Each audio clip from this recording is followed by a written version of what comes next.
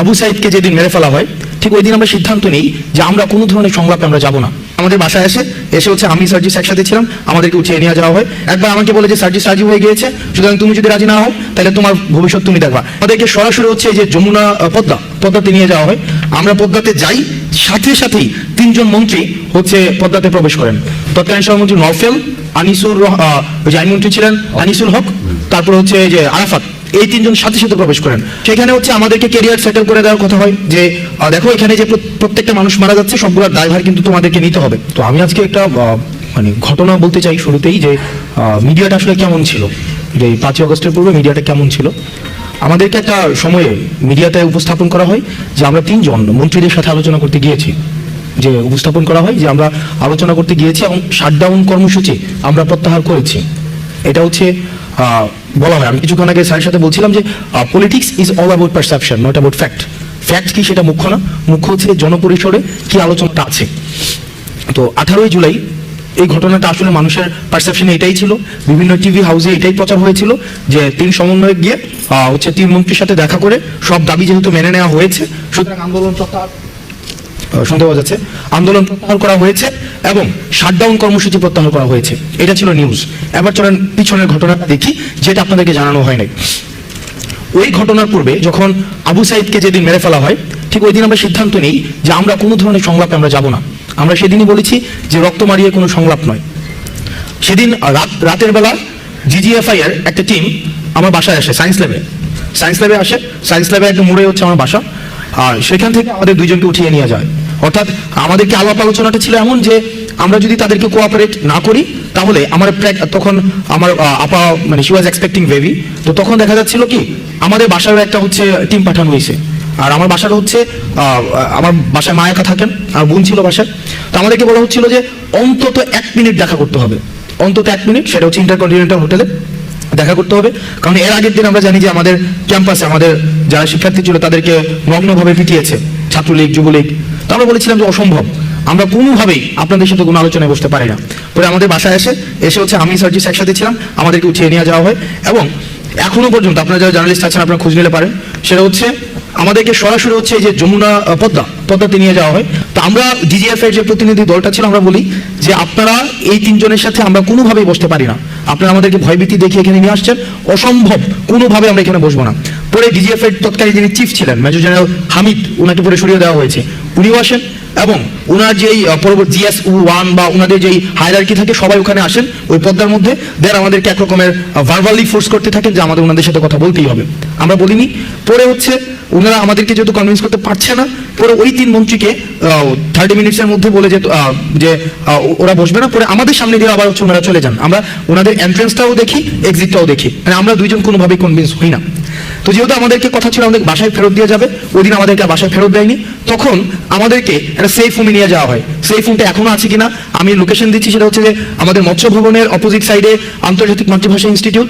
বাইরে থেকে কোনোভাবে বোঝা যাবে না যে এটা একটা ডিজিএফআই এর সেফ হোম। বাইরে থেকে মনে হবে এটা পরিত্যক্ত বাড়ি, কিন্তু আপনি যখন ভিতরে প্রবেশ করবেন দেখবেন সেখানে মডার্ন এমিনিটিস সবকিছু সেখানে অ্যাভেলেবেল, কনফারেন্স রুম রয়েছে, সবকিছু রয়েছে। সেখানে আমাদেরকে সন্ধ্যাবেলায় নিয়ে যাওয়া হয়।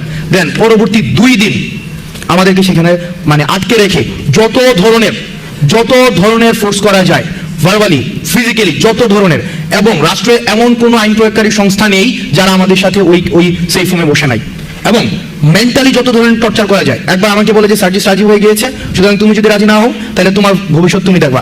এবং আমরা সেখানে মিডিয়ার ভূমিকাটায় পড়ে আসছি। আজকে আমরা মিডিয়াকে দেখছি সব জায়গায়। আমি মিডিয়ার উপরে প্রচন্ড পরিমাণ ক্ষুব্ধ, ওই মিডিয়ার প্রতি আমার ক্ষুব্ধতার জায়গাটা কোথায় সেটা আমি একটু পরে বলছি। এবং সেখানে হচ্ছে আমাদেরকে ক্যারিয়ার সেটেল করে দেওয়ার কথা হয় যে দেখো এখানে যে প্রত্যেকটা মানুষ মারা যাচ্ছে সবগুলোর দায়ভার কিন্তু তোমাদেরকে নিতে হবে, সবগুলোর দায়ভার। ইদানিং মাসিফ নাইদের সাথে আমাদের যোগাযোগ হয় না, কারণ আমাদের ফোন ছিল না। আমরা বারবার চেষ্টা করছিলাম আমরা যোগাযোগ করবো, আমরা কোনোভাবেই তাদেরকে আমরা সংযোগ করতে পারছিলাম না। তো আমাদেরকে বারবার বলা হচ্ছে যে বিদেশে, এবং আমাদেরকে বলা হচ্ছে যে দেখো তোমরা যদি সেটেলমেন্টে আসো তোমাদের যে ক্যারিয়ার ওই ক্যারিয়ার হচ্ছে আমরা সেটেল করে দেবো, তোমাদের বিদেশে বলো দেশে বলো যাই বলো না কেন। এবং ওনারা আমাদেরকে বলছিলেন এই ভদ্রলোকের ক্যারিয়ার অলরেডি সেটেলড, কিন্তু আমরা কোনোভাবেই নেগোসিয়েশনে যেতে চাচ্ছিলাম না এবং আমরা কোনোভাবেই বসতে যাচ্ছিলাম না। তো সর্বশেষ আমাদেরকে ওই দিন আমি হাসিবকে নিয়ে আসি, কারণ আমি কোনোভাবেই আমি বিষয়টাকে যে কিভাবে অ্যাড্রেস করবো। তো হাসিব আমার সাথে ফোনে যোগাযোগ করে হাসিব নিয়ে আসে। হাসিব যেহেতু মাদ্রাসার স্টুডেন্ট ছিল, হাসিবের প্রতি আরো বেশি তাদের ক্ষোভটা বেশি ছিল। দেন সর্বশেষ স্টোরি শর্ট করি, সেটা হচ্ছে যে সর্বশেষ আবার ডিজিএফআই এর একদম পুরো যে টিমটা, ওই টিমটা ওখানে আসেন। ওই দিন হচ্ছে যেদিন আমরা পদ্মাতে যাই।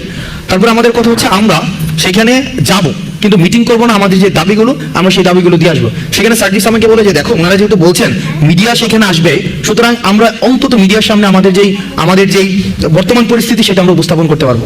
ওনারা যদি মেরে ফেলবে, কিন্তু আমরা ওখানে উল্টা স্ট্যান্ড নিব। তখন আমরা ওই সিদ্ধান্ত নিয়ে আমরা পদ্মাতে যাই, কিন্তু আমরা একটা মিনিটের জন্য ওনাদের সাথে আমরা কোনো বসি নাই। আমরা 8 দফা দাবি, 9 দফা থেকে 8 দফা আসছে, সেটাকেও ওনারা কেটে দিয়েছে, সেটাকেও ডিজিএফআই নিজে কেটে দিয়েছে। এবং আমাদেরকে যখন আমরা আসছি নিচে আসার পর আমরা দেখলাম মিডিয়া এখানে যারা আছেন, এই ক্যামেরাগুলো লোগো সহ মিডিয়া, তাদেরকে আমরা সেদিন সেখানে দেখেছিলাম। এবং আমরা সেখানে আমাদের সাথে যা হয়েছিল আমরা স্পষ্টভাবে সেই ঘটনাগুলোই বলেছিলাম। দুঃখজনক হলেও সত্য, আবার যখন আমাদের সেই ফোনে নিয়ে আসা হয়, আমরা দেখেছি ডিজিএফআই ফোন দিয়ে সেটাকে ইন্টেনশনালি এই প্রত্যেকটা ভিডিওকে কাট করেছে। এবং আমরা দেখেছি যে না, এই হেডলাইন যাবে না, আপনারা এই হেডলাইন দেন, ভিডিওর এই অংশ যাবে না, আপনারা ওই অংশ দেন। এবং নগ্নভাবে দেখেছি তৎকালীন মিডিয়ারা তারা যে প্রেসক্রিপশন দিয়েছে ওই প্রেসক্রিপশন অনুযায়ী হচ্ছে ভিডিও প্রচার করেছে, ওই প্রেসক্রিপশন অনুযায়ী হচ্ছে বক্তব্য প্রচার করেছে। আমরা স্পষ্টভাবে বলেছিলাম র ভিডিও এখন আমার কাছে আছে, যেটা কোনো সংলাপ নয়, এবং আমরা কোনো শাটডাউন কর্মসূচি প্রত্যাহার করবো না। কোনো শহীদের রক্তের সাথে মারিয়ে এসে আমরা কোনো সংলাপ করতে পারি না। কোনো বক্তব্য সেদিন আমাদের প্রচার করা হয় নাই। এখানে সবগুলা মিডিয়া যারা আছেন, সবগুলা মিডিয়া সেদিন পর্দার সামনে ছিলেন। এখানে সবগুলা মিডিয়া সেদিন পর্দার সামনে ছিলেন, সবগুলা মিডিয়া। হয়তো আপনারা ছিলেন না, কিন্তু আপনাদের হাউজের অন্যরা হয়তো বিট করতে এসেছিলেন, সবাই ছিলেন। কিন্তু সেদিন কিন্তু আমাদের বক্তব্য প্রচার করা হয় নাই, আমাদেরকে ন্যাশনালি ভিলেন বানানোর এখানে উপচেষ্টা করা হয়েছে। এবং ওই 2 দিন আমরা ওই সেই ফোনে বসে দেখেছি যে মিডিয়া আসলে মিডিয়া হাউস থেকে নিয়ন্ত্রণ করা হয় না, এটা গণভবন থেকে প্রেসক্রিপশন দেওয়া হয়, এবং প্রত্যেকটা জিনিস ডিজিএফআই নিয়ন্ত্রণ করে। এবং 2 মিনিটের নোটিসে হেডলাইনগুলো পরিবর্তন করে দেওয়া হয়। যদি কোনো হেডলাইন পছন্দ না হয়, ওই মিডিয়াকে ফোন দেওয়া হয় যে এই হেডলাইনটা এমন হবে না, ওই হেডলাইনটা এমন হবে, সাথে সাথে দেখেছি সেটাকে চেঞ্জ করতে। দেখেন আপনার মিডিয়া আজকে যারা কথা বলছেন, আজকে যারা হঠাৎ করে ওই মিডিয়াই গত 16 বছর ধরে এই ফেসিবাদকে তুষণের মধ্য দিয়ে আজকে কেমন বাংলাদেশ চাই, সেটা মানে এই আজকের আমার বক্তব্য সেটা তো অপ্রাসঙ্গিক।